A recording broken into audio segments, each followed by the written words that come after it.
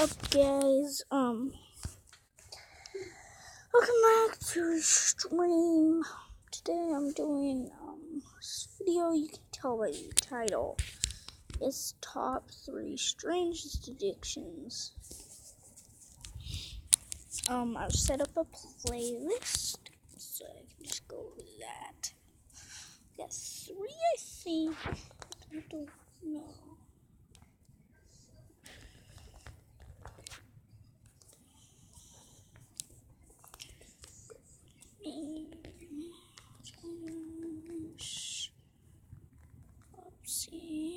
Strange. Number 1. Lucifer. Huh? Sorry. What a great show. You need to watch that show, Suits. Watch Stranger Things. Next. Find Cake Wars. Watch what you want on the Fire TV stick now with Alexa voice remote. Sand is when I mix it with gum. It's just like Sorry. mouthwash. My name is Bria. I'm 19 years old, and I'm addicted to eating sand. I just love the crunch. Oh, that's so. It's always Wait a minute. That is so gross, though. Who would eat sand? That's sand. good on top of food, like a seasoning or something. I've taken a tortilla chip, dipped them in sand, and ate them, and it gave the chip the best crunch that I've ever got in my entire life. Ew. My favorite combination of sand is when I mix it with gum. It's just like mouth-watering. Bria's addiction first developed 5 years ago when she accidentally got a mouthful of sand at the beach. She was instantly hooked on the crunchy texture. I eat it when I go to my room, when I'm walking to class, when I'm reading a book. Before I go to bed, I put like a pinch in my mouth. When I wake up in the morning, there's still pieces, like, in my teeth. It's like leftovers. When I first found out that Bria was eating sand, I was like, oh my gosh, that is crazy. That's nasty.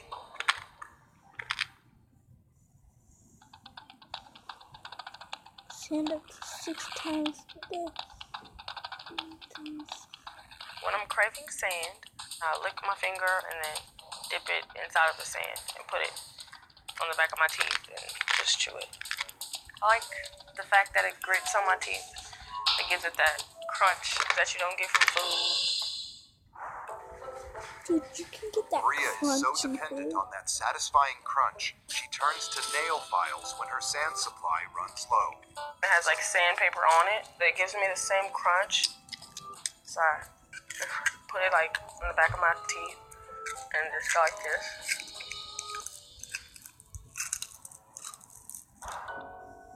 But Bria's cravings can't be satisfied with just any sand. My favorite sand is actually the sand from the playground or a park. I start by taking a handful. Then I take like the big rocks out. It's natural. It's straight from the earth. It's really good and it's really crunchy. Dude, you shouldn't be able to get the new one.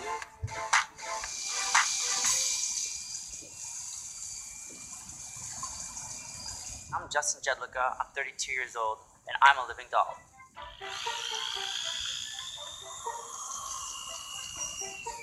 Say Max's daddy. I've had 125 procedures. And spent $158,000 to make me really resemble a doll.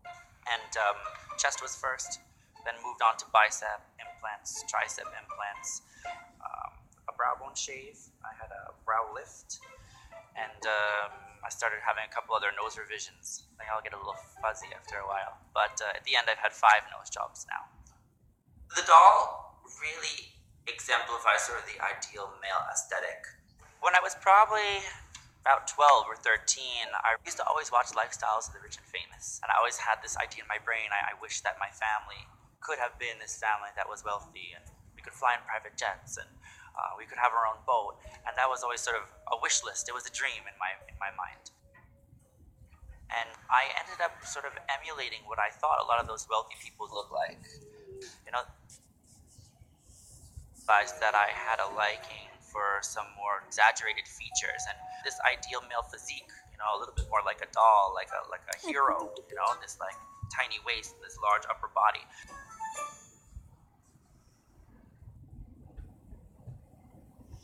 Here's a new one. I don't know what this one is actually. I would just because I just slapped a bunch of three together. My name is Nathaniel. I'm 27 years old. And I'm in a serious relationship with my car. Morning, baby. What the Handsome heck? man. Nathaniel is in a committed relationship with a car that he's named Chase. He met Chase in a resale lot about 5 years ago. No, that is actually pretty funny. The way they worded that, so that's funny. Love you, baby. It was love at first sight. His body and then his interior and everything just together just seemed to fit. And I just felt an instant connection. Nathaniel's obsession first developed as a teenager when he would build model cars, but he didn't find true love until he met Chase. I find this part of him the most sexy just because of the subtle lines and curves. I'll give him a kiss here and just kind of caress him down the side. My initial reaction was I was kind of shocked. It was kind of weird because it was just hard to understand. See, like she said, that's pretty weird and funny at the same time. This says, Avotophilia is when a person develops a strange and sexual relationship with an imaginate object, whatever that says.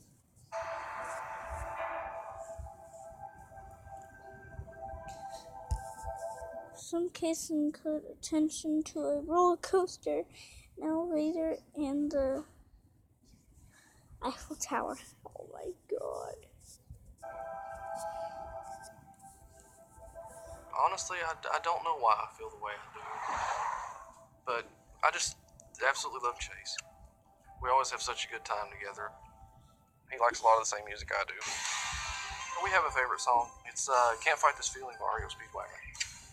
I do get engaged how you buy something for your fiance or your wife. And then usually for his birthday, I try to do something special for him too. The favorite date would be going to the lookout area. Just lean against him a little and just be with him mainly. Love you. But Nathaniel's relationship with Chase goes beyond dates and presents. We have our times when we get sexual. Get started, guys. Love you, baby. What we do the most often is I like to lean over his fender and across his hood and do little things like that and kind of press up against him and rub against him like that.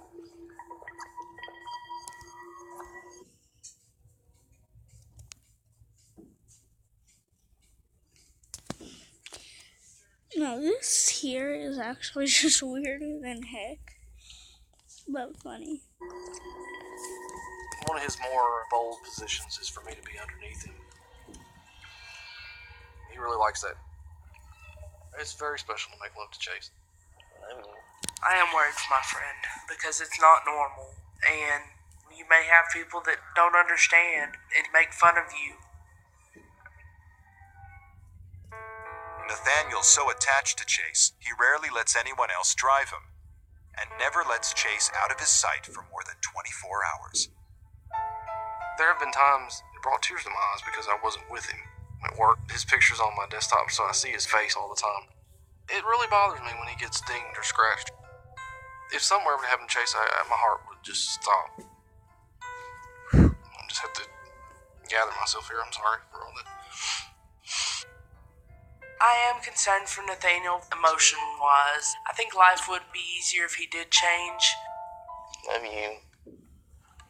Nathaniel's roommate Kim is one of the few people who know the full extent of his love life. I guess the reason I don't tell a lot of people is because I don't know the response I'm going to get. But I always worry about that little bit of disgust that somebody may have. But Nathaniel's biggest fear is how his relationship could affect his career as a customer service technician. I mean, if everybody found out, I'd be worried that it may affect my job. But I love him to death. I wouldn't trade him for the world. All right, baby. Love you.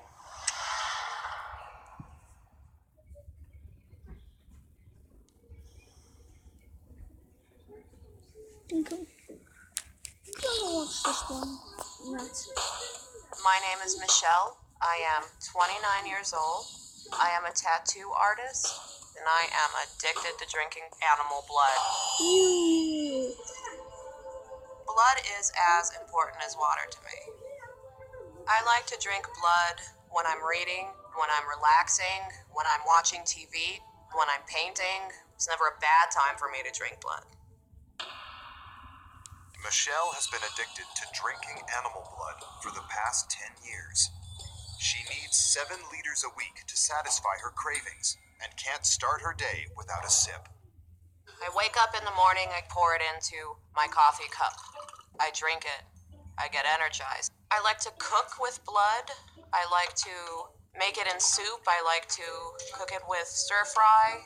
When I make Bloody Marys, I use vodka, hot sauce, and then I add the final touch. The blood. When Michelle initially told me that she drank blood, obviously I was shocked. It took a while to set in and absorb.